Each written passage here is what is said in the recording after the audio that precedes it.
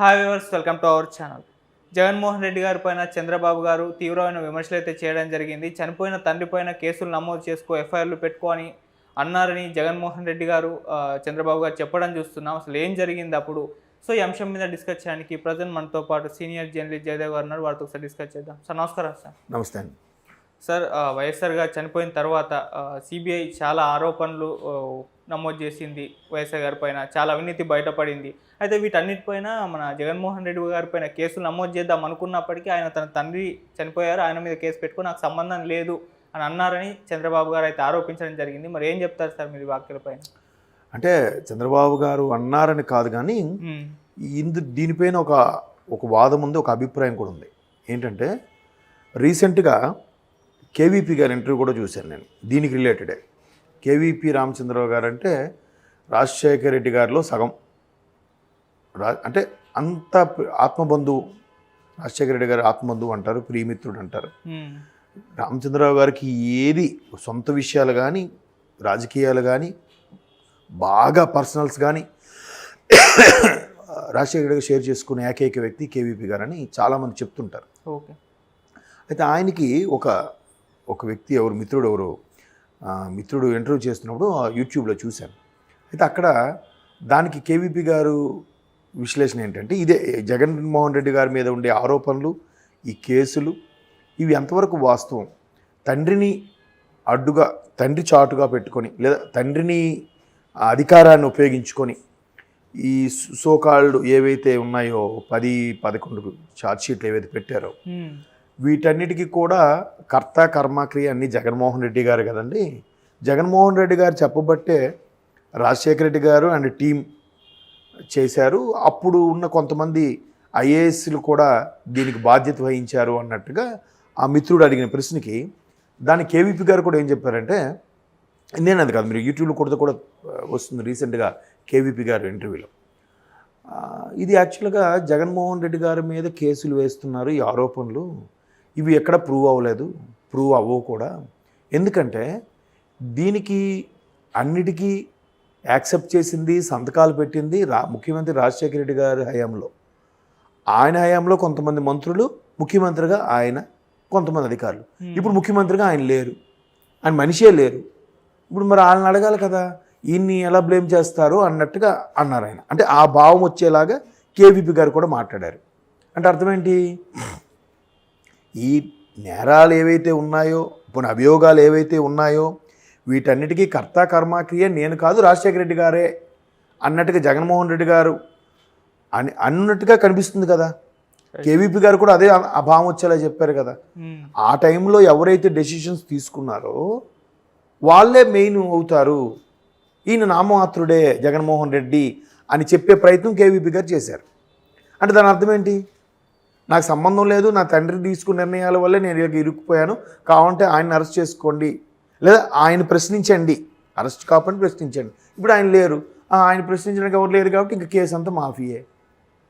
మన రాజ్యాంగంలో కూడా, మన భారతీయ పౌరసత్వంలో కూడా ఎలా ఉందంటే, తండ్రి యొక్క ఆస్తులకు వారసులు ముందుకు వస్తారు, కానీ తండ్రి చేసిన అప్పులకి వారసులు ఎవరు ముందుకు రారు. అలాగే తండ్రి యొక్క క్రెడిట్ని, గొప్పతనాన్ని క్రెడిట్గా చేసుకోవడానికి, మైలేజ్ తీసుకోవడానికి, కాలరెగరడానికి ముందుకు వస్తారు. కానీ తండ్రి నేరాలు చేస్తే మా నాన్న చేసిన దాన్ని నేను ఎందుకు బాధ్యుడిని అని అంటారు. కోర్టులు కూడా తండ్రి చేసిన దానికి కొడుకు శిక్ష అనుభవించాలని ఎక్కడా చెప్పదు. బట్ తండ్రి సంపాదించిన క్రెడిట్ని కానీ, ఆస్తిని కానీ హక్కుగా కొడుకు వస్తుందని చెప్తారు కదా. మరి అలాంటప్పుడు ఎవరు కూడా ఏం చెప్తారు, మంచి అయితే నా తండ్రి అని చెప్పుకుంటారు, చెడ్డ అయితే ఆయన కడుపును పొట్టు నేను దురదృష్టం అన్నట్టుగా మాట్లాడతారు కదా. అంటే అక్కడ ప్రతిదీ కూడా ఒకేలాగా యాక్సెప్ట్ చేయగలగాలి. తండ్రి ఆ రోజు రాజశేఖర రెడ్డి గారు ఏవైతే సంతకాలు పెట్టమన్నారో, పెట్టించారో ఎవరిని చూసి పెట్టారు? ముఖ్యమంత్రి గారి కొడుకనే కదా, ఇది చూసే కదా పెట్టారు. రాజశేఖర రెడ్డి గారి ఆర్డర్స్ లేకుండా వీళ్ళెవరు యాక్సెప్ట్ చేయరు కదా. ఇప్పుడు ఆయన లేరు కదా, నాకు కావాలంటే ఆయన ప్రశ్నించుకోండి అని అంటే ఎంతవరకు కరెక్టు? అంటే స్కిప్ అయిపోతున్నట్టేగా, అంటే తప్పును ఇండైరెక్ట్గా ఒప్పుకుంటున్నట్టేగా.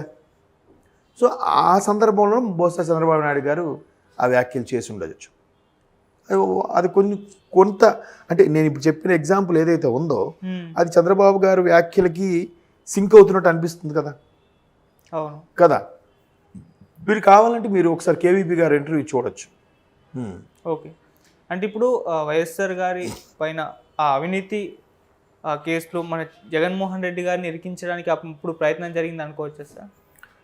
ఎలా అంటే అప్పుడు వైఎస్ఆర్ గారి పైన అవినీతి జరిగిందని ఆరోపించారు కదా, మరి ఆ టైంలో జగన్మోహన్ రెడ్డి గారిని కూడా అరెస్ట్ చేద్దాము, ఈ అవినీతి కేసుల్లో ఆయనకి ఇన్వాల్వ్మెంట్ ఉంది అని అనుకున్నారా? ఇప్పుడు మరి అప్పుడు ఎందుకు అరెస్ట్ చేయలేదు? ఎవరిని? రాజశేఖర రెడ్డి గారిని, జగన్మోహన్ రెడ్డి గారిని. మరి అదే కదా ఇష్యూ, క్విడ్ ప్రోకో అవే కదా. క్విడ్ ప్రోకో ఇష్యూ అంటే అదే. కాకపోతే చాలా ఇప్పుడు అది కాకుండా 11 సూట్ కేసు కంపెనీలు ఏవో ఉన్నాయి వెస్ట్ బెంగాల్లో, అవి ఓన్లీ సూట్ కేసుల వరకే పరిమితం, కానీ అక్కడ కంపెనీలు ఏమి ఉండవు అనేది ఒక అభియోగం. అంటే ఎలా అంటే ఈ మధ్యకాలంలో గాడ్సే అనే తెలుగు సినిమా వచ్చింది, మీరు చూసారా? సత్యదేవిది. అందులో ఆయన ఒక ఫారెన్ ఎన్ఆర్ఐగా వచ్చి ఇక్కడ ఫ్యాక్టరీ పెట్టి అందరికీ ఉద్యోగాలు ఇవ్వాలనుకుంటాడు, వాళ్ళ ఊరు వాళ్ళకి, ఫ్రెండ్స్కి. అయితే ఇంతలోగా ఆ ఫ్యాక్టరీకి అప్రూవల్ కావాలని మినిస్టర్ సంతకం పెట్టమంటే, నా సిమెంట్ ఫ్యాక్టరీ ఒకటి ఉంది, దాంట్లో మీరు ఫండ్స్ పెడితే నేను దీనికి నాకు కొద్దిగా హెల్ప్ చేయాలంటే, అవునా సార్ తప్పకుండానండి పెడతాం, నాకు కొంత షేర్ ఇవ్వండి, ఇస్తే బాగుంటుంది, అండ్ మోర్ ఓవర్ ఉద్యోగాలు కూడా అందరూ డెవలప్ అవుతుందని వెళ్తాడు. ఒక గేట్ ఉంటుంది, గేటు మూసేసి ఉంటుంది, గేట్ తీసి లోపలికి వెళ్తారు. ఏదైనా సిమెంట్ ఫ్యాక్టరీ అంటే ఎక్కడో ఒక చిన్న రేకుల షెడ్ వేసి ఉంటుంది అక్కడ.